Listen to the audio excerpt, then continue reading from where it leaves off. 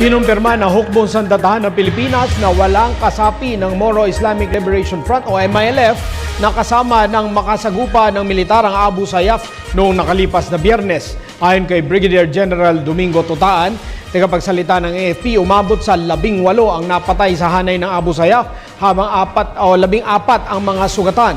Samantala sa hanay ng AFP, 2 ang 31 ang sugatan at 5 sa mga ito ang kritikal ng ang kondisyon at 25 naman ang minor wounds lamang ang natamo.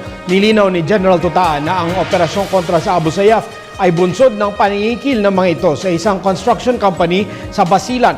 Wala pang report kung nakasagupa muli ng militar ang grupo na pinamumunuan ni Furuji Indama na tinutugis pa ngayon.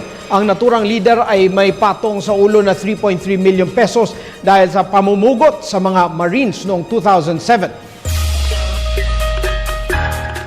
That is not true that the MILF has not acted on this. In fact, Brigadier General Galvez, our commander of the 104th Brigade, is in close coordination with the 114th Base Command of the MILF as they pursue these efforts or these operations against the ASG.